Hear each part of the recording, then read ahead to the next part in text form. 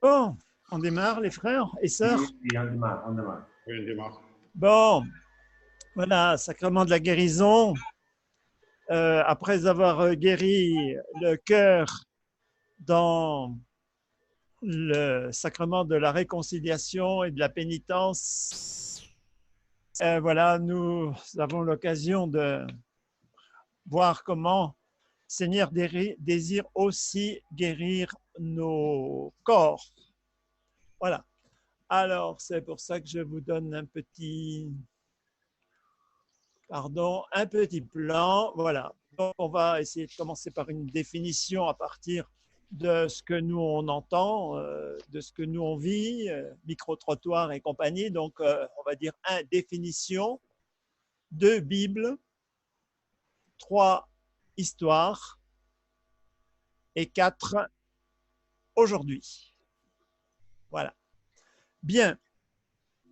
Pourquoi je commence par essayer une définition? C'est pour essayer de rassembler qu'est-ce qu'on peut entendre. Je ne vais pas chercher, commencer la définition du 4, je ne suis pas allé la chercher d'ailleurs, tiens. Mais qu'est-ce qu'on entend à propos de ce sacrement que nous plaçons dans les sacrements de guérison? On entend des fois des mots qui ne sont pas en consonance avec la guérison elle-même. Vous entendez quoi à propos de ce sacrement?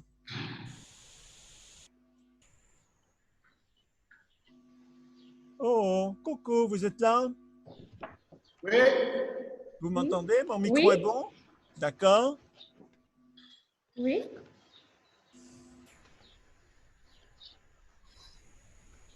J'ai marqué dans la vidéo précédente, j'ai marqué sacrement pour les malades, mais ça dit pas le titre, ça dit pas le nom, ça dit pas le nom de ce sacrement, et c'est ça que je voulais vous faire dire.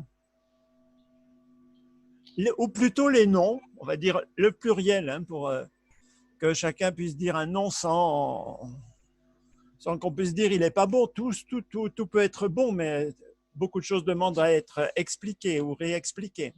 Alors, comment on appelle ce sacrement pour les malades? Guérison, non? On l'appelle sacrement de guérison. Disons, c'est la guérison du corps alors, hein, parce qu'on a dit que le sacrement de la réconciliation, c'était aussi une guérison. Guérison de l'âme, on va dire, du cœur. Mais c'est le mot que vous entendez dans la rue ou dans nos églises pour dire le sacrement de la guérison de l'âme, fermez les guillemets. Non. Dernière onction. Dernière onction, extrême onction. Ah, pardon, extrême, oui, Extrême onction. extrême onction. Extrême onction, on entend, oui. Onction des malades. Encore. Onction des malades. Et on entend onction des malades. Eh bien, écoutez, on a ici 2 expressions. Extrême onction ou bien onction des malades. Déjà, il y a un mot qui est commun, c'est le mot onction. Onction. Comment on va dire le mot oindre? Le mot onction, c'est le masdar du verbe oindre. Hein, okay? Oindre, oui. Ouais. Et comment on va dire oindre en arabe pour qu'il y ait des spécialistes? C'est الرشومات Ah bon? مسح بالزيت. Au مسح بالزيت. Ah, Dans l'église orientale, on dit الرشومات بالزيت plus que le مسح. Voilà, d'accord. Eh bien, ce qu'il y a, c'est que le mot, la racine masaha, elle est très intéressante pour nous. Pourquoi? Parce qu'il y a le toucher, il y a le messie. Il y a messie. Voilà, c'est la racine. C'est la racine qui donne messie. Le messie, ça veut dire loin. Alors, en grec, mais quand on dit Jésus-Christ, ça veut dire Jésus, le Messie, ça veut dire bien sûr El Messie. Voilà. Bon, le point commun, ça va être justement celui de l'onction avec l'huile. Bon, alors revenons à la question de l'onction. Donc, on a le terme onction des malades, et vous avez dit tout à l'heure le mot extrême onction. Extrême, ça veut dire que ce serait à la fin de la vie. Alors, il faudra qu'on arrive avant la fin de cette leçon à essayer de comprendre quelle est l'expression qui serait la meilleure. Et en particulier, je reprends un témoignage qui a été donné hier par une des participantes d'hier et qui a dit, ben voilà, j'ai une amie qui n'a pas pu recevoir sur son lit de mort, qui n'a pas pu recevoir l'extrême onction. Bon, voilà. Alors, c'est une onction, donc ben voilà, on va peut-être trouver une définition pour ce mot onction des malades. On a dit qu'un sacrement, c'est un signe sensible et efficace qui concerne l'amour de Dieu, qui vient de l'amour de Dieu pour la guérison d'une maladie grave. Bon, alors qu'est-ce que c'est qu'une maladie grave? Eh bien, c'est une maladie qui met notre vie en danger. J'ai marqué qui entrave notre santé, qui entrave gravement notre santé. Si c'est un rhume, bon, on sait que ça passe ou bien en 8 jours ou bien en une semaine. Mais disons que là, on est dans le cas de maladies graves et de fait, l'actualité aujourd'hui nous dit que les maladies graves, elles peuvent nous atteindre ou elles atteignent certains de nos proches. Donc voilà, on a ici une action de Dieu qui passe par un signe sensible qui ne peut nous être donné par un frère, on va dire un frère, pour manifester l'amour de Dieu. Bon, alors ma question c'est toujours, c'est plutôt la question des gens que nous rencontrons, qui nous disent grosso modo quelque chose du genre, mais où est-ce que vous êtes allé chercher ça? Et nous, comme chrétiens, où est-ce qu'on va chercher l'inspiration de ce qu'on fait, surtout de ce qu'on fait en espérant que ce soit au nom de Dieu? On va chercher dans la Bible. Alors, bon, je ne suis pas, comment dire, c'est impossible d'être exhaustif. On n'est pas dans une thèse de doctorat ici. D'abord, je me disais, tiens, mais est-ce que c'est bien nécessaire de chercher dans l'Ancien Testament? Je me disais, on va faire vite, on va pas regarder l'Ancien Testament. Puis je me suis dit, tiens, une curiosité quand même, est-ce que l'Ancien Testament, il parle de maladies et de guérison? Et ma première surprise, c'était l'abondance de références qui parlent de maladies et de guérison. Alors, chacun peut essayer de chercher en utilisant un moteur de recherche sur une Bible qui est numérisée. Voilà. Ma première, donc ça vous sort des listes, je ne vais pas rentrer dans le détail. Je vous dis simplement mon étonnement quand je vois par exemple que dans le Lévitique, alors on est vraiment dans la Torah, il y a trois chapitres. Voilà, il y a 3 chapitres qui traitent de la guérison.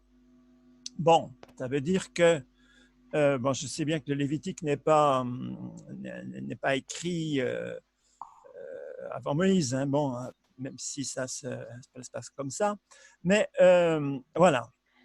Ensuite, vous en trouvez dans les Proverbes. Bien. Moi, ce qui me touche beaucoup, c'est dans les psaumes. Et là, je crois que quand on est malade, on a une belle ressource.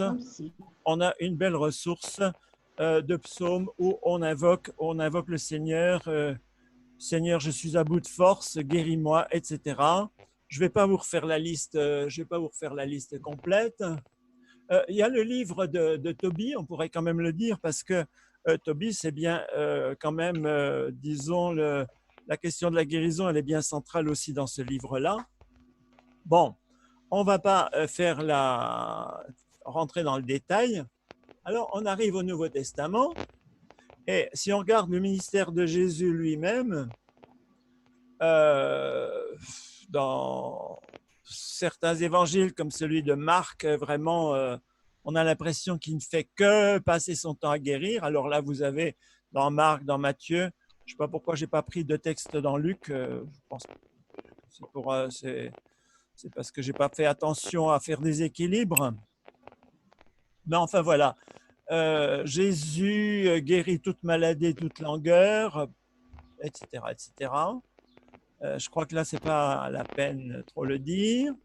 Alors Jean, il rapporte des guérisons et quand il les rapporte, il y a tout un enseignement qui se fait, qui approfondit aussi le sens. D'ailleurs, vous avez remarqué que Jean n'utilise pas le mot miracle, mais il utilise le mot signe. Ça veut dire qu'il insiste sur cet aspect que les guérisons signifient quelque chose du mystère de Jésus. Ouais. Bon.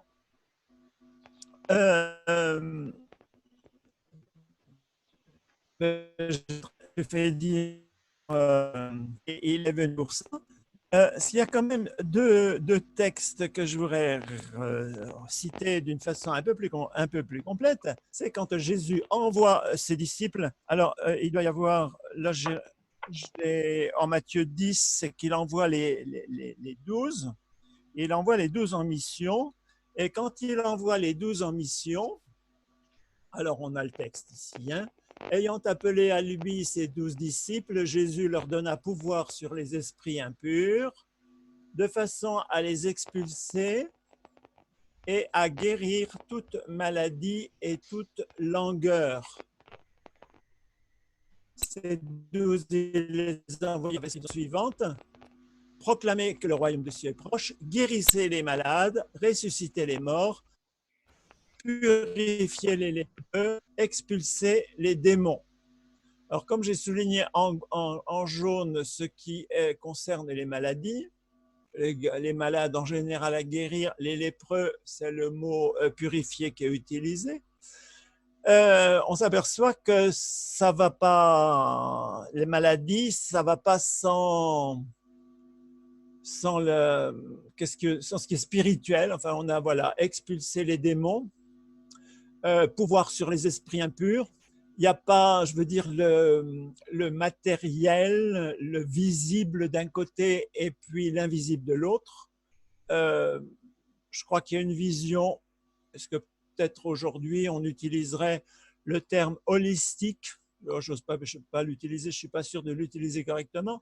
Mais enfin, la maladie, c'est jamais tout à fait, c'est jamais uniquement dans le corps.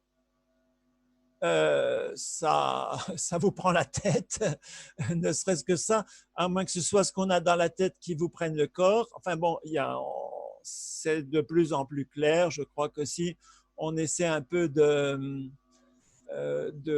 prendre tous les exemples qu'on a, c'est difficile de dire que la maladie ne concerne que le corps d'une personne. Voilà. Bon, de toute façon, le sacrement, je vais dire, il y a comme cible, bonjour Théophile, le sacrement, il a comme cible donc le corps avec tout ce qui commande le corps et voilà. Donc, on a cette certitude ici que Jésus, il n'est pas venu pour guérir les gens, il s'en va. D'accord, il s'en va, mais il envoie ses disciples continuer le boulot. Et le boulot, c'est en particulier la guérison des maladies, des infirmités, etc. Alors, c'est très clair aussi dans l'évangile de Marc. Ici, je vous ai donné un exemple de Matthieu qui est au centre de l'évangile, au milieu de l'évangile, alors qu'en Marc, on est sur la conclusion de l'évangile, donc c'est un peu dernière volonté. Donc, ça veut dire, c'est là qu'on dit ce qui est le plus important. Bon, vous connaissez le texte, je vous le relis quand même. Et il leur dit, vous êtes ici, bien sûr, allez dans le monde entier, proclamez la bonne nouvelle à toute la création. Et voici les signes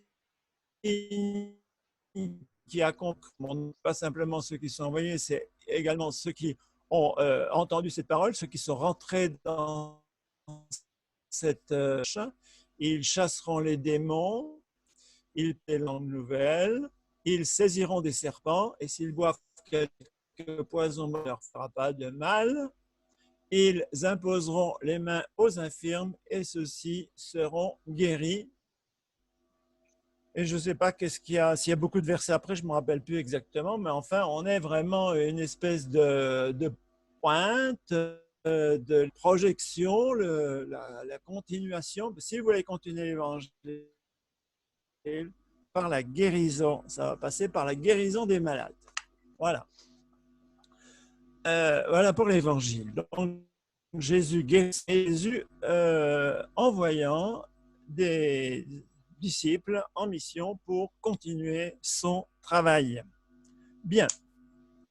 Alors, on peut se dire, ah, ben tiens, est-ce que les disciples, ils ont vraiment continué le travail? Il y a un temps pour eux que c'était important pour Jésus. Donc, on regarde les Actes des Apôtres. Ça veut dire la suite immédiate. Au chapitre 3e, donc, dans les Actes des Apôtres, la Pentecôte est au chapitre 2, et là on est au chapitre 3, donc immédiatement après la première, la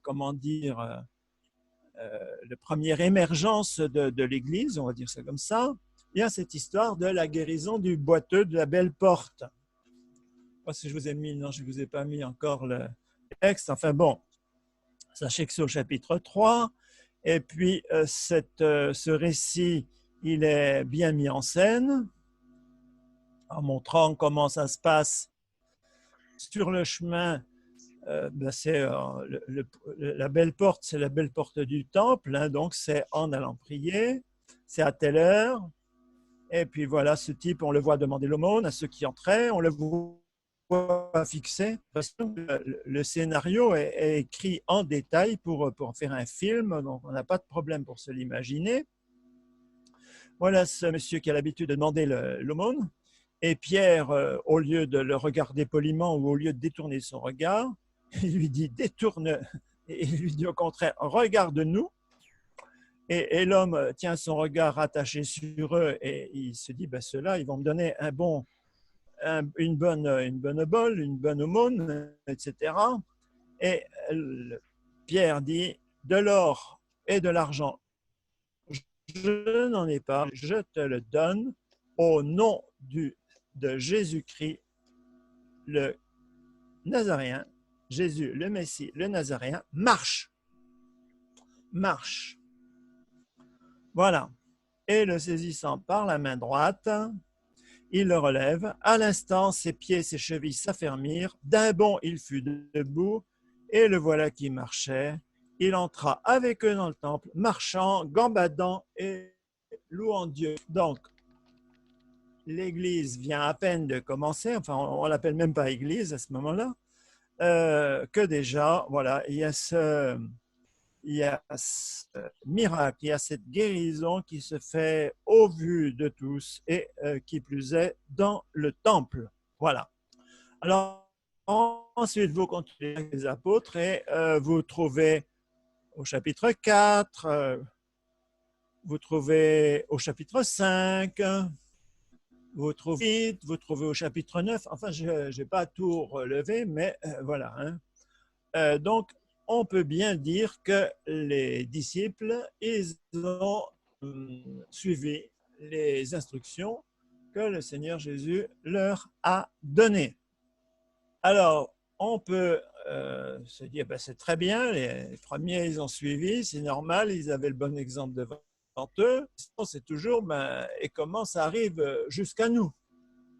Alors, avant de parcourir quelques siècles, je veux quand même continuer un peu les instructions que les disciples eux-mêmes nous ont données. Les disciples, ça inclut aussi Saint Paul. Voilà que Saint Paul qui écrit aux Corinthiens, si je ne me trompe pas, on doit être dans les années 50. Voilà, donc il parle ici des dons de l'esprit et ce que l'esprit nous permet de faire. Là, l'angle par lequel il attaque la chose, c'est celle de la variété Hein, on sait que l'église de Corinthe était une église qui était très variée. Il devait y avoir des riches et des pauvres. Il devait y avoir des gens qui transpiraient beaucoup à débarquer des marchandises dans le port, etc. Et puis, il y en a qui étaient… Bon, passons. Donc, à chacun, la question de l'esprit est donnée en vue du bien commun. Ça, c'est le verset 7. Hein. D'accord, Alain, c'est un discours de sagesse. Donc, il y a ceux qui ont des fonctions de l'Église, d'autres un discours de science, selon le même esprit, à un autre la foi, dans le même esprit, à tel autre les dons de guérison dans l'unique esprit. Les dons de guérison, ça veut dire qu'on rentre dans la vie courante, on rentre dans les problèmes de santé des gens, et voilà, les dons de guérison sont des dons comme les autres, j'ai failli dire les autres fonctions dans l'Église, peut-être distinguer entre dons et fonctions, mais ce n'est peut-être pas notre sujet ici. Donc, bonjour Lydia. Bonjour. Voilà, bienvenue. Ça va? Merci. C'est facile de se connecter. Bonjour Lydia. Donc voilà, on est en train de voir Bonjour. comment la guérison, voilà, on est en train de voir comment la guérison des maladies est importante pour les disciples de Jésus. Donc ça, c'est dans la première aux Corinthiens. Un autre passage qui me paraît vraiment très, très important pour notre sujet, c'est, retenez bien, Jacques, chapitre 5, verset 13 jusqu'à 16. Voilà. Bon, il prend la question directement en face. Hein. Quelqu'un parmi vous est-il malade? Voilà. Quelqu'un parmi vous est-il malade? Ça veut dire que on demande des maladies. On ne dit pas vous devez cacher les malades. Non, non, dites-vous, voilà, il est malade. Alors, s'il est malade, qu'est-ce qu'il doit faire le monsieur, la dame, qui est les anciens de l'Église, et qu'il prie sur lui après l'avoir oint d'huile au nom du Seigneur. Qu'il appelle les anciens de l'Église qui prient sur lui après l'avoir oint du nom du Seigneur. La prière de la foi sauvera le patient et le Seigneur le relèvera. S'il a commis des péchés, ils lui seront remis. Ah, tiens, c'est intéressant parce qu'on s'aperçoit que c'est bien beau de guérir de ce qui traîne comme maladie extérieure, corporelle. Et puis, on a dit hier ou avant-hier qu'il y avait d'autres maladies qui étaient des péchés dans lesquels on a des responsabilités. C'est peut-être là une des différences justement entre les deux sacrements. Bon, la guérison, elle va avec le pardon des péchés. Alors, bon, il conclut ensuite, confessez donc vos péchés les uns aux autres, et pour les autres, afin que vous soyez guéris. Voilà, la confession des péchés apporte la guérison. Voilà. Donc, on a ici des indications claires. On a ici des indications claires sur ce qu'il faut faire. Voilà, donc on a un ancrage ici. Il ne faut pas dire que la guérison, c'est quelque chose qui est hors de l'ancrage dans l'Écriture sainte. Alors, ensuite, on est écrit de tout ça. On est à la fin du 1er siècle, et à ce moment-là, on peut se demander, ben voilà, ensuite, comment ça a fonctionné au cours des âges. Alors, le petit tableau que j'ai fait ici, j'ai repris des choses, je reprends beaucoup du cours de Domini aussi, et puis j'ai rajouté peut-être quelques. Voilà, on propose 4 époques, si vous voulez. Première époque, du 2e au 7e siècle, ça fait 6 siècles et siècles. Alors là, le résumé, si vous voulez, de ces 6 premiers siècles, ce serait que c'est l'évêque qui va bénir de l'huile et puis ensuite prier les uns pour les autres. C'est un emploi qui est un emploi privé et dans lequel, privé ça veut dire, c'est pas forcément des responsables de l'Église.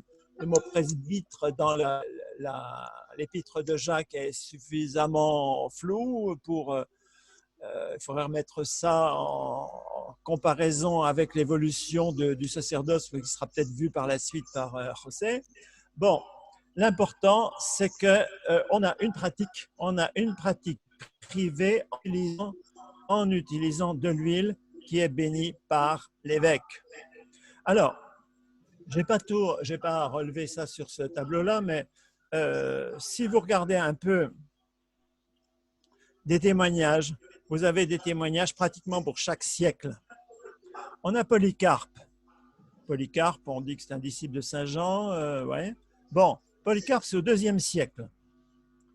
Voilà, un premier signe au IIe siècle. Au IIIe siècle, vous avez Hippolyte de Rome. Je ne dis pas qu'il n'y a que cela, mais il y a des textes qui sont, connus comme la traduction apostolique d'Hippolyte, etc. Et ils expliquent à chaque fois quelles sont les prières qu'on peut faire, etc. On a des traces au IVe siècle, un certain Sérapion de Tmuis, je ne sais pas comment on prononce exactement, dans un recueil de prières liturgiques. Je pense que ça, c'est en Égypte. On a au Ve siècle le pape Innocent qui rappelle la lettre de Jacques et il dit que tous les fidèles laïcs peuvent l'administrer. Il dit en particulier, on ne peut douter que ce texte doit s'entendre des fidèles malades et de ceux qui peuvent être oints. Cette huile confectionnée par l'évêque, ce n'est pas seulement ceux qui sont revêtus du sacerdoce, mais aussi tous les chrétiens qui ont le pouvoir d'en user pour faire l'onction quand la maladie les presse, eux ou les leurs. Bon, moi, ça me paraît intéressant de savoir que dans l'histoire de l'Église, eh bien, on a pu faire des onctions d'huile en priant pour la guérison des personnes. Et c'est sœur Marie-Dominique, je n'ai peut-être pas la soir, qui m'a rappelé qu'il m'est arrivé ici, pendant que j'étais à Batna, un ami qui était chrétien à l'époque, en tout cas il le disait, mais je pense qu'il l'était, avait une femme qui était en train de partir, voilà, c'est ça. Et je pense que c'est aussi bien sa femme que lui. On demandait que j'aille prier. Et je suis allé lui faire une onction d'huile. C'était une onction d'huile des malades. Ce n'était pas le sacrement, mais c'est une onction qui est accompagnée par la prière. Voilà. Voilà, c'est important. C'est important de cette première période, donc on va dire jusqu'au 7e. Il y a encore Saint Césaire d'Arles, pour parler d'un saint qui était en France. Et alors, on a bien conscience déjà à ce moment-là qu'on parle de guérison du malade, mais on commence à comprendre, enfin on exprime le fait qu'il s'agit aussi d'un bienfait pour l'âme de la personne. On revient toujours à cette question, à cette certitude plutôt, c'est pas une question, qu'on peut pas séparer l'âme du corps. Voilà. Donc ça, c'est cette première partie, c'est 6 premiers siècles, c'est-à-dire un emploi d'une huile qui est bénie par un évêque. Alors, par la suite, si on prend 8e, 9e, 10e, 11e, 12e siècle, les 5 siècles suivants, voilà, on pense que l'important, c'est le moment où on fait l'onction, pas seulement les bénédictions. Et à ce moment-là, on fait peut-être un parallèle avec l'Eucharistie, où il faut que ce soit certains responsables de l'Église qui donne cette onction. Et alors, dans ces années-là, disons que le ministre de l'onction des malades devient je vais dire, une responsabilité du prêtre. À ce moment-là, on a des traces dans le rituel qui doivent être quand le prêtre a de onction. En même temps qu'on donne cette responsabilité au prêtre, ben, on a en même temps des problèmes qui vont se poser et qui vont peut-être expliquer pourquoi il y a une désaffection. Donc, les 3 points que j'ai mis ici sur ce tableau que vous avez sous les yeux, j'ai voulu les mettre avec le minimum de mots. Et voilà, c'est pour un peu expliquer pourquoi pendant cette période où en même temps on a confié ça au prêtre, en même temps, ben, il y a eu une certaine, comment dire, distanciation ou des sacrements. Alors, est-ce que il y a quelque chose qui est de l'ordre de la négligence des prêtres, c'est-à-dire que les prêtres n'étaient pas toujours très, comment dire, n'ont pas vu toujours l'importance de la guérison physique à prendre, peut-être parce qu'ils avaient plus l'aspect spirituel. J'ai mis des points d'interrogation. Hein? Et on dit qu'il y avait la coutume, moi je pense que j'ai pris ça dans le cours du Père Baudelaire, le fait qu'il fallait rétribuer les prêtres, ben à ce moment-là, peut-être les pauvres ne pouvaient pas payer. Bon. Et puis, l'aspect positif de ce qu'on disait tout à l'heure, de voir un peu le lien entre le spirituel et le corporel, on a, comment dire, pris conscience que faire l'onction pour guérir le malade, il regrette les fautes qu'il avait faites. Et donc, la pénitence, je pense qu'on l'avait dû le dire l'autre jour, c'est aussi le moment de la pénitence tarifée. Voilà, eh bien, il y a une tendance à demander le sacrement ça ne s'appelait pas de réconciliation à l'époque, mais le plus tard possible, la pénitence le plus tard possible. Le plus tard possible, ça veut dire quand on va bientôt mourir. Bon, ça dans d'autres religions. Et à ce moment-là, cette onction des malades, elle va devenir une onction qui est une onction du dernier moment, l'extrême onction. Et à ce moment-là, avec le changement de nom, ce n'est pas simplement un changement de nom, mais c'est dans la pratique. C'est dans la pratique qu'on se trouve, on concentre ou on se contente, disons, pratiquer cette onction à la fin de la vie. Alors, on a une espèce de trilogie, comment dire, une démarche en 3 volets. Il y a 3 volets seraient dans l'ordre, pénitence, onction des malades, et puis à ce moment-là, l'Eucharistie serait donnée en viatique. Bon. Voilà. On en est ici au XIe siècle.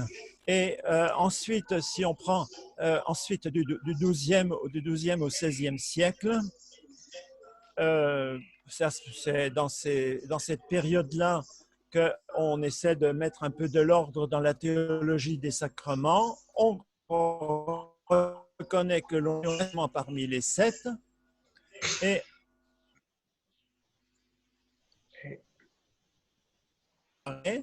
d'une part, la visite des malades, d'autre part, l'onction, et enfin le viatique, la communion donnée en viatique. Bon.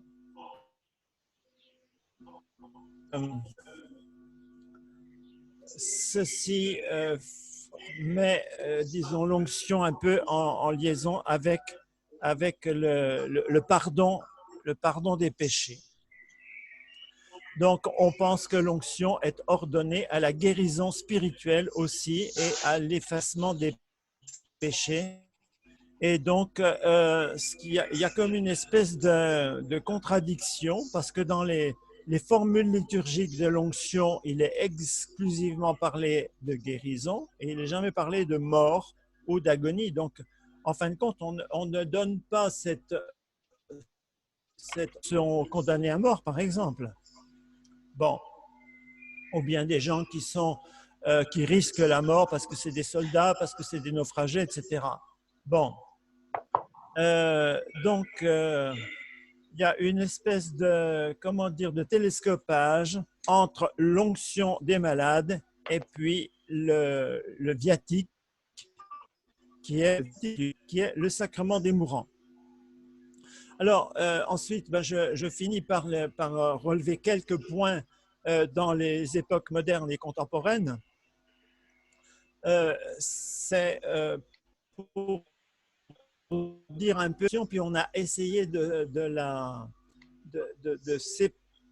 séparer l'onction de l'extrémité, voilà, c'est ça. Au Concile de Trente, je pense qu'il y a eu où on disait que, attends, c'est quand même pour la guérison, mais enfin, on avait le terme d'expulsion. Bon, donc on a un peu respecté des théologiens qui avaient insisté là-dessus. Mais déjà, il y a des pères qui avaient insisté pour dire que c'est une onction de guérison. Alors ensuite, plus proche de nous, on a le code de droit canonique quand on a essayé de mettre sous une forme juridique un peu tout ce qui se vit dans l'Église, y compris les sacrements. Et déjà, le code de 1917 insiste pour que les malades reçoivent ce sacrement quand ils sont conscients et pas au moment où ils sont en train de mourir. Dans l'encyclique en 43 sur le corps mystère, on mentionne bien l'effet sur la guérison corporelle. Et puis, dernier texte qui nous sert vraiment de guide actuellement, au Concile Vatican II, la Constitution sur la liturgie, dit que l'extrême onction, alors le mot existait et il existe, il traîne toujours, on l'a dit tout à l'heure, qu'on appelle aussi et mieux l'onction des malades, le sacrement trouve à toute extrémité, aussi le temps opportun pour le recevoir est certainement arrivé lorsque le fidèle commence à être en danger par suite d'affaiblissement physique, et la vieillesse, ça fait partie des affaiblissements. La vieillesse fait partie des affaiblissements physiques. Voilà. La vieillesse, bon. Bien. Eh bien, ensuite, je pense qu'ensuite, on peut arriver à... voilà, au cours des âges, c'est fait. Voilà, de regarder qu'est-ce que c'est l'onction des malades. L'onction des malades aujourd'hui. Alors, il y a un rituel. Il y a un rituel... disons que quand on voit un peu comment se fait la prière, toutes les prières, tous les sacrements, toutes les célébrations, disons qu'il y a un rythme qui est un rythme, je veux dire, de la rencontre habituelle. Voilà. Quand on arrive, on se dit bonjour. Quand on part, on se dit au revoir. Donc, vous retrouvez le premier et le quatrième point. Alors, comment se dire, enfin, qu'est-ce que ça veut dire se dire bonjour? Se dire bonjour pour commencer une onction des malades. Le prêtre, donc le plus souvent, l'onction se fait pas à l'église, mais si les personnes sont suffisamment déplaçables, et ça peut permettre certaines fois de faire des célébrations communautaires. Si c'est à la maison, bien sûr, mais il faut commencer par saluer le malade et la maison. Jésus a bien dit, quand vous entrez quelque part, il faut dire salam alaikum, ça c'est clair. Bon, donc le rite d'ouverture, c'est une salutation d'accueil, un accueil mutuel. Accueil de la maison si on est à la maison, accueil du malade ou des malades si on est à l'église. De toute façon, la messe, ça commence pareil, hein, une salutation. Et puis, on explique un peu ce qu'on vient de faire. Et puis, tout de suite, on se met sous le regard du Seigneur par une introduction qu'on adapte. Bon, le rituel donne des formules de prière, mais il donne aussi toute l'attitude au prêtre pour donner des paroles qui sont adaptées à la situation. Ensuite,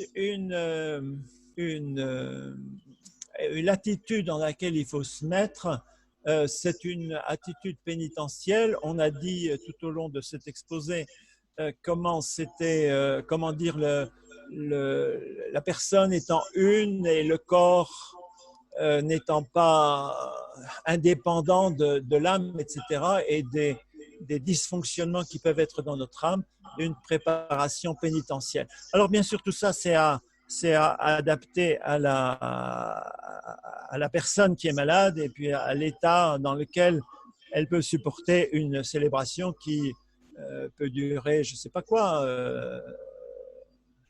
Si la personne n'est pas capable d'avoir son attention pendant 10 minutes, pendant une minute ou une demi-heure, mais il ne faut pas que ça dure. Il ne faut pas que ça dure plus que la personne peut faire. Donc voilà.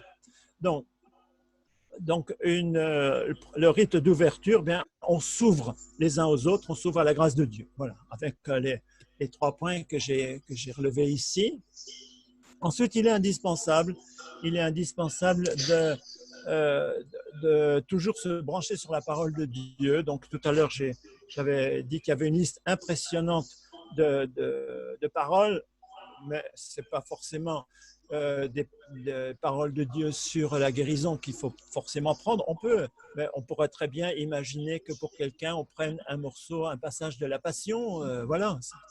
Je crois que le prêtre qui doit préparer cette célébration n'y va pas comme ça en improvisant complètement. Il faut au moins s'y préparer spirituellement. Si on peut se préparer avec des membres de la famille, c'est encore mieux. Voilà, c'est ça. Donc, lecture d'un texte ou de plusieurs.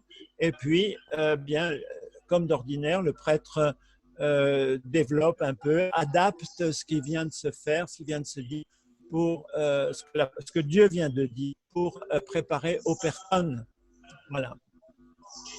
Ensuite, pour le rite lui-même, eh bien, on commence souvent par prier, par demander l'intercession des saints.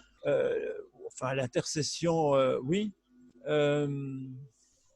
Oui, c'est bien si on peut. Alors, le centre du rite sacramentel, c'est l'imposition des mains. Donc, on a dit dans le signe, il y avait le toucher. Il y a une matière, la matière c'est l'huile. Alors on peut avoir de l'huile, on prend une huile, comment dire, organique de préférence, c'est-à-dire prenez de l'huile d'olive ou bien si vous n'avez pas d'huile d'olive de tournesol.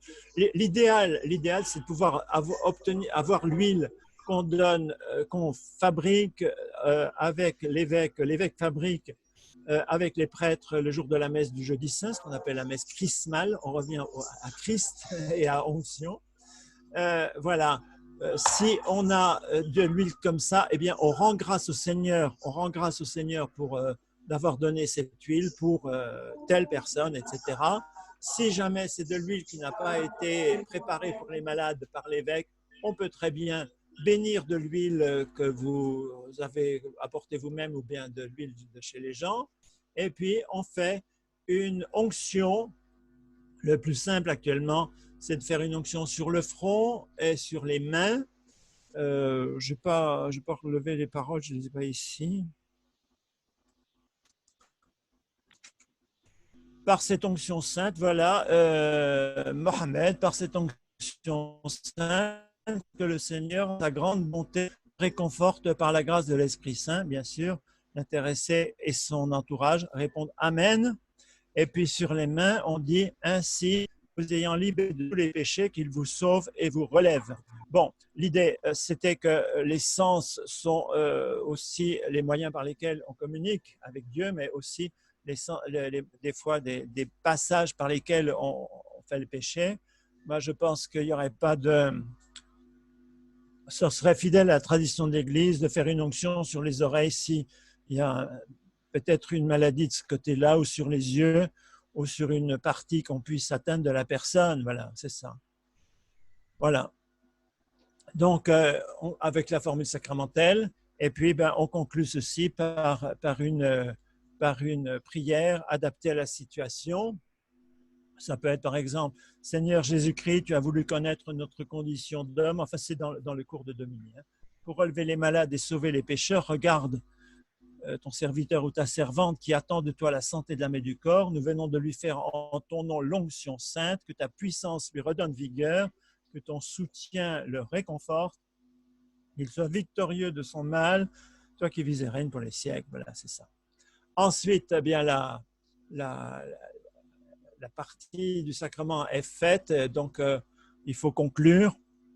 Ça peut être bien de réciter ensemble Notre Père avec les personnes qui sont autour de nous.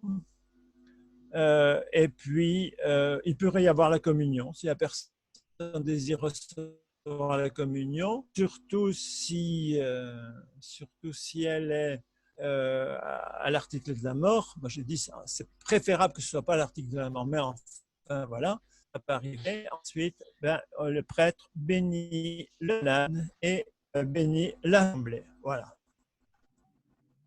C'est ça le rite, c'est ça le rite du sacrement de l'onction des malades aujourd'hui. Voilà. Peut-être pour terminer, deux petites notes aussi. Voilà. Alors, la première note, c'est un sacrement pour les malades et pas pour les mourants. Voilà, donc c'est un sacrement qui donne la vie. Alors, la vie, elle est des fois plus ou moins fragile. On sait qu'elle ne va pas forcément durer très longtemps, mais on prie pour qu'elle dure ce que le Seigneur juge bon pour la personne. Voilà.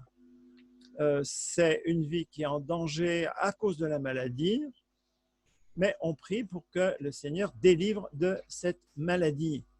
Bon, on prie pour que le Seigneur aide à traverser cette maladie. Alors, voilà. Et souvent, ce sacrement, on s'aperçoit que même pour les personnes qui meurent peut-être pas très longtemps après, elles ont reçu une paix que vous n'arrivez pas à expliquer autrement que par une action efficace de ce sacrement. Voilà, c'est ça. Une chose qui est importante, c'est que ce sacrement, ça ne dit pas que ça va vous dispenser de suivre les traitements que les médecins vous ont proposés. Alors, vous pouvez très bien aussi mettre dans les prières que vous faites pendant le sacrement qu'on demande au bon Dieu de bien inspirer les médecins qui soignent cette personne, les médecins puis les personnes qui sont autour d'elle. Voilà. Donc, j'avais une fois, je ne sais pas pourquoi j'en parle, un prêtre de la communauté de la Roche d'Or, il me disait les plus beaux miracles sont des miracles où Dieu collabore avec donc le sacrement n'exclut pas la collaboration de tout ce que la médecine peut apporter. Voilà. Et alors, une question qui est importante que j'avais laissée depuis l'exposé, quand j'avais dit on appelle ce sacrement de l'extrême-onction et souvent on le donnait à l'article de la mort, c'était même pas, des fois on n'était même pas sûr que la personne était encore vivante. Bon, alors il ne faut pas attendre, sitôt que c'est une maladie grave, eh bien vous demandez l'onction des malades, J'espère que le COVID-19 il ne va pas vous atteindre, mais si jamais vous prenez le COVID-19, eh bien, vous appelez un prêtre et vos amis pour que vous puissiez prier pour que le Seigneur vous aide à traverser cette maladie et en sortir le mieux possible. Ça, c'est clair. Pour la vieillesse, comme dit l'autre, il ne faut pas que ce soit la fête du 4e âge. Voilà. Alors, souvent, mais quand même, la vieillesse, c'est souvent un moment où on diminue, on perd des forces, la mémoire, je ne sais pas quoi, le marché, etc. La façon de marcher ou de tenir les choses dans sa main correctement. Eh bien déjà, sitôt qu'il y a des diminutions qui sont des diminutions graves, il ne faut pas hésiter, il ne faut pas dire « Ah, ben non, mais la personne, elle va avoir peur parce que quand on va faire venir un prêtre, on va croire que c'est la mort qui s'approche. S'il vous plaît, évitez cette chose-là. Évitez cette chose-là. » Et pour l'exemple qu'on m'a donné hier, je me dis, on a réfléchi hier dans l'exemple qui était donné sur ce qu'on peut faire. Et bien, on peut toujours faire quelque chose, je veux dire. Mais enfin, ça vaut mieux, ça donne la possibilité de nous aider le plus vite possible à progresser vers la santé, voilà, ou dans une meilleure traversée de la maladie. Voilà. Alors, est-ce que ce sacrement peut être répété? Pas tous les jours, mais si la personne, on va prendre l'exemple, cette personne, elle a eu un mieux, et puis voilà, elle a eu une rémission, et puis 1 an ou 6 mois plus tard, tout d'un coup, ça reprend, eh bien, bon, elle va redemander l'onction des malades une nouvelle fois. Ou bien c'est parce que c'est une autre maladie, ou bien c'est parce que c'est une situation qui revient, où on a besoin de l'aide du Seigneur et l'aide de la communauté, etc. Voilà. Et puis, ce serait bien que la célébration, elle soit préparée avec la personne. Si la personne, elle est lucide, et c'est ce que souhaitait déjà le Code de droit canonique de 1917, mais aussi l'entourage. Je crois que c'est important que ce sacrement soit célébré en église et pas simplement en tête-à-tête entre un malade et un prêtre. Voilà. Maintenant, j'ajouterai une chose qui sort qui sort du protocole. On peut appeler ça un protocole, comme il y a un protocole pour soigner les gens qui sont dans une maladie. Les médecins, ils ne font pas n'importe quoi. Ils font ce que des collègues leur ont dit qu'il y avait une méthode qui marchait bien. Voilà. Ici, c'est une méthode pour s'appliquer, comment dire, rentrer dans l'action, rentrer dans le désir de l'amour du Seigneur. Maintenant, si vous n'avez pas la possibilité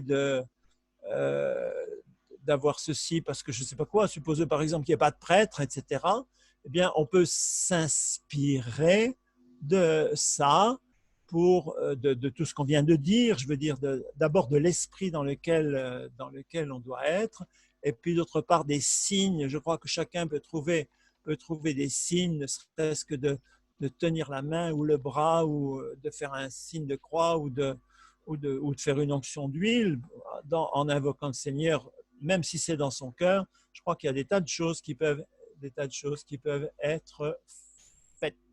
Voilà. Voilà, j'ai fait le tour un peu de ce que je pensais pouvoir vous dire.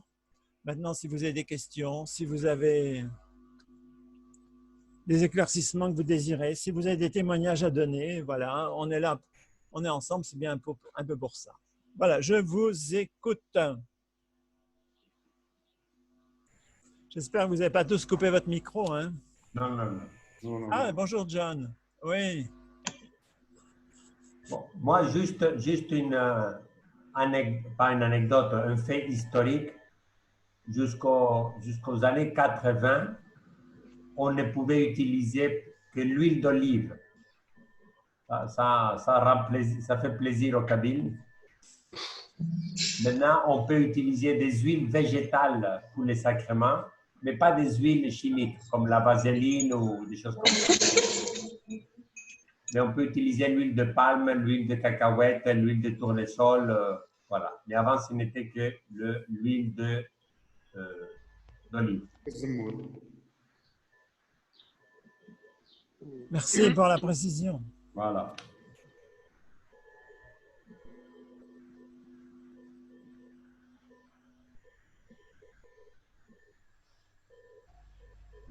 Oui. Une question pastorale qui ici parfois des non-baptisés demandent s'il y a quelque chose parce qu'ils sont malades, soit des catéchumènes, soit des sympathisants. Qu'est-ce qu'on peut proposer? Est-ce qu'il y a une paraliturgie? Tu as la réponse qui va avec la question? Non, non, non, non, non, du tout. J'aimerais, non, non. Je pose la question à toi et à tout le groupe. Qu'est-ce qui serait acceptable ou parlant ou... Tu vois, moi j'avais oublié ce que je disais tout à l'heure, et c'est Sœur Marie-Dominique qui me l'a rappelé,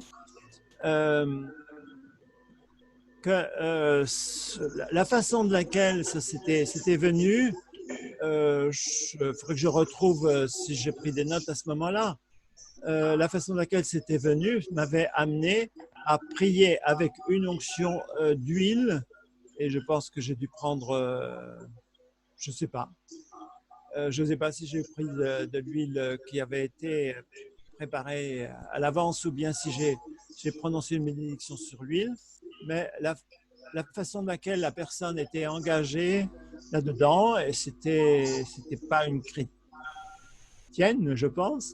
Non, c'était pas une chrétienne. Mais voilà, il y avait quelque chose de très, très fort d'avoir la prière d'un chrétien, et je pense que je l'ai donné à ce titre-là.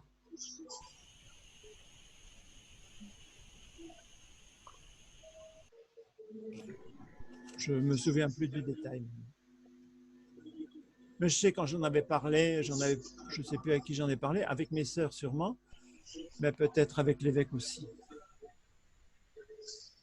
Oui, sister, please. Lydia, je vous écoute.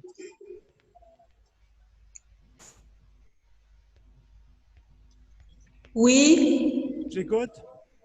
Nous vous écoutons. Oui.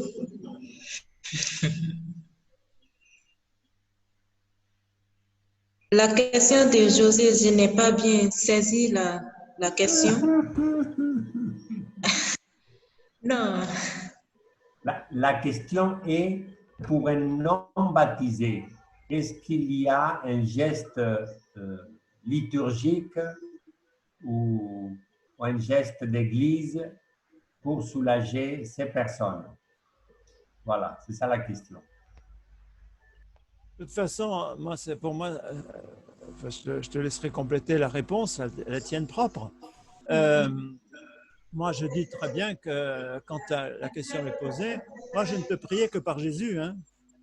Les gens ils disent, oui, c'est tout juste, ils ne me disent pas, c'est bien pour ça qu'on vient vers toi. Voilà. Moi, je pense que Jésus, il a demandé à personne, si vous regardez tous les exemples de la Bible, de la vie de Jésus, il a demandé à personne s'il était baptisé avant de le guérir. Hein. Il n'a pas demandé s'il était catholique? Ça n'existait pas à l'époque. Ah ouais. Il faut le couper. Est-ce que les apôtres, ils ont demandé ça? Ils ont demandé quoi? Ils ont demandé, c'est les gens à qui on donne cette onction, est-ce qu'ils sont baptisés ou pas?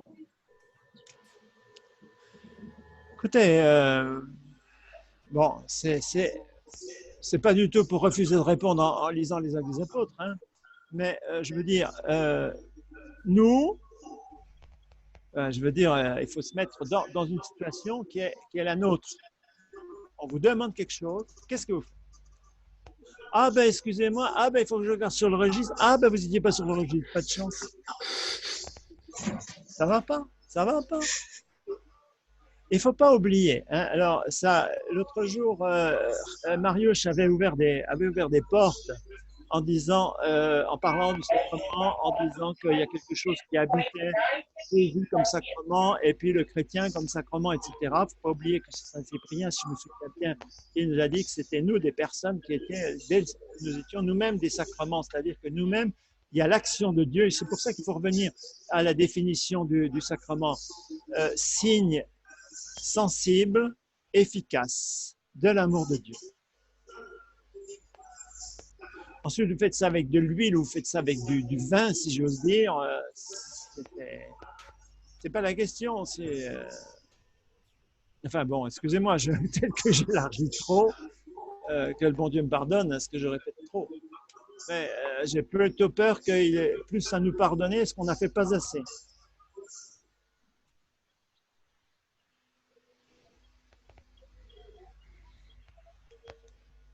Yo, Phil. Moi, en fait, il y a une question un peu pratique qui me vient.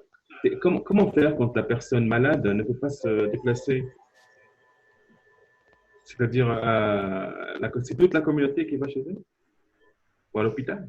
Ben, toute la communauté, pas toute la communauté si on est trop nombreux, mais je veux dire, ça se peut très bien être des cas où la personne est hospitalisée, où il y a d'autres personnes dans la chambre, etc., ou de la famille, etc. Il faut trouver ce que l'esprit va vous souffler pour dire, peut-être il y a des choses qui vont être dites au fond de votre cœur, peut-être qu'il y a des touchés qui sont tout à fait possibles, il y a des choses qui se passent par le toucher, Oui. par le toucher. Et par la prière dans le cœur. C'est pas obligatoire que ça se traduise en décibels. Mais on revient à ce que je disais tout à l'heure. N'attendez pas d'être à l'hôpital pour dire ah ben si le Covid-19 vous prend, ne dites pas ah ben je vais attendre d'avoir le résultat du test. Non, non et non, non et non et non. Votre santé est en danger. Ben peut-être que vous êtes un forcené, j'en sais rien. Mais enfin, c'est peut-être le sacrement lui aussi qui va vous aider à traverser cette truc-là et que le virus qui vous a pris à l'intérieur, il n'aille pas trop loin.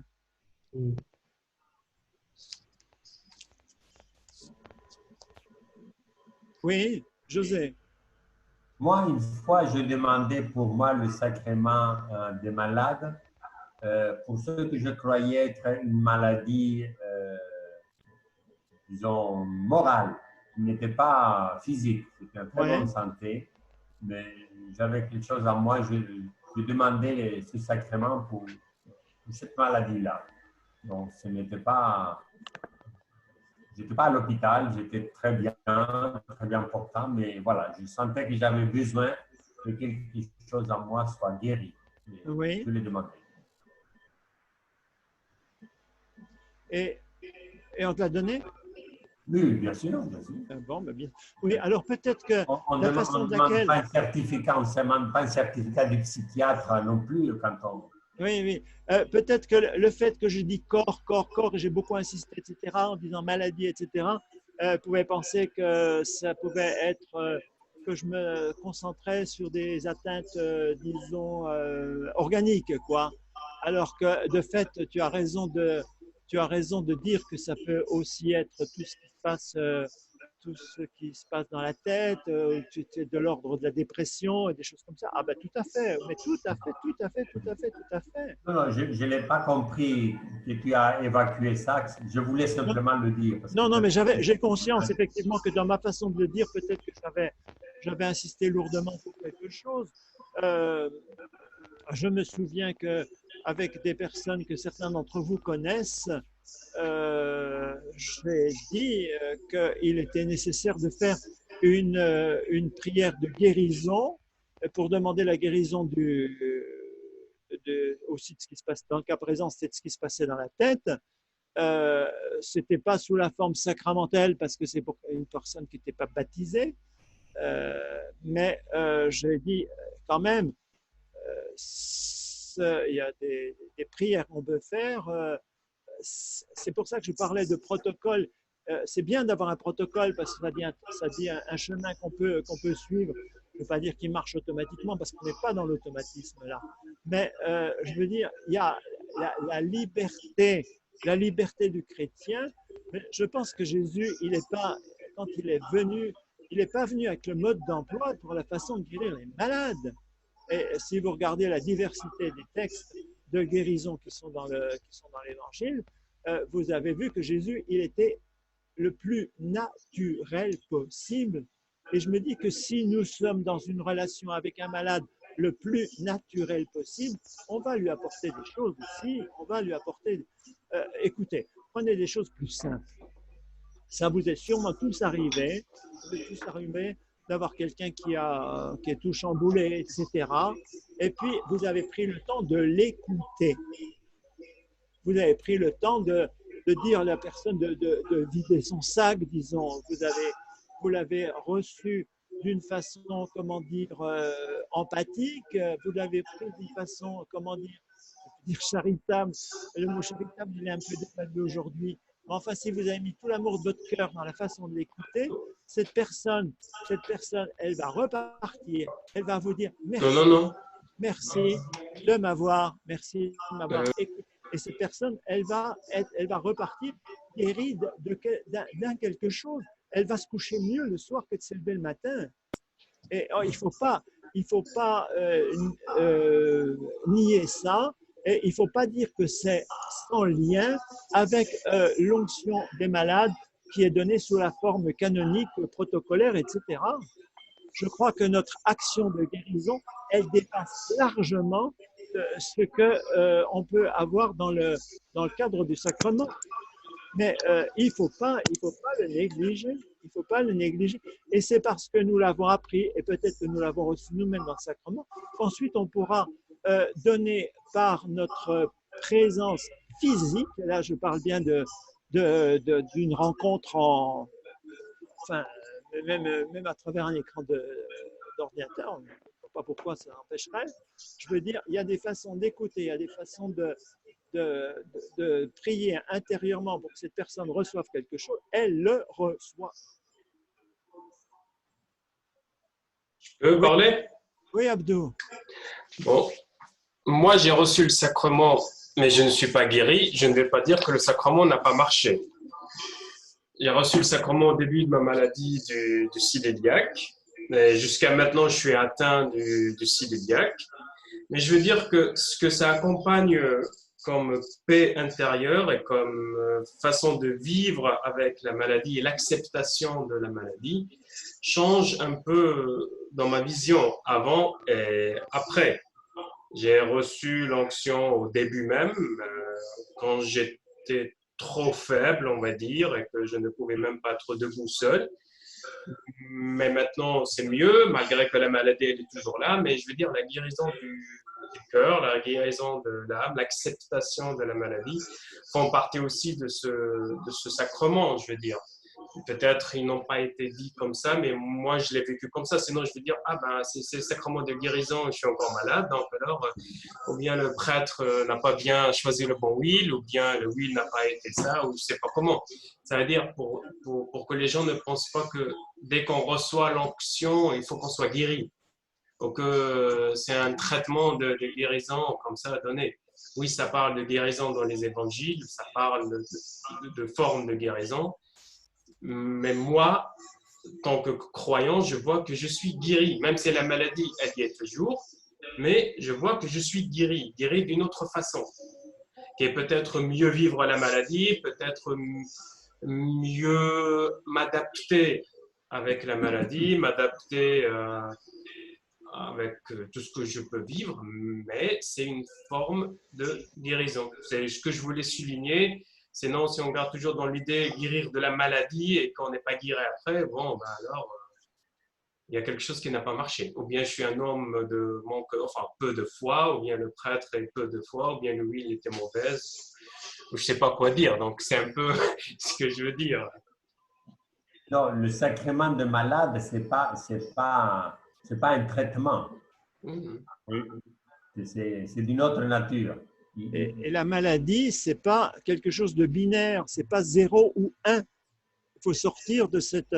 On a tous tellement l'habitude d'appuyer sur un interrupteur pour que le courant passe et puis que ça allume la chambre et que le courant ne passe pas et que ça n'allume pas la chambre. On a tout à fait oublié que les éclairages de la chambre, ils peuvent être très variés, à commencer par même pas la bougie, disons la pointe rouge d'une allumette, il faut déjà… c'est déjà quelque chose.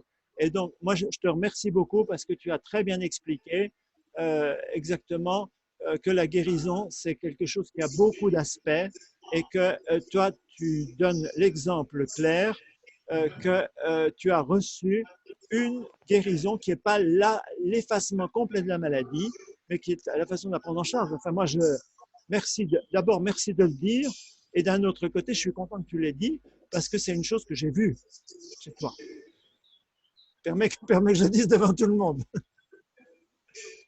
Tu as tous les droits. Merci, merci.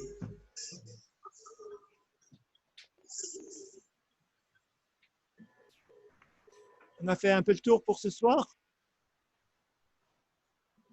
Oui.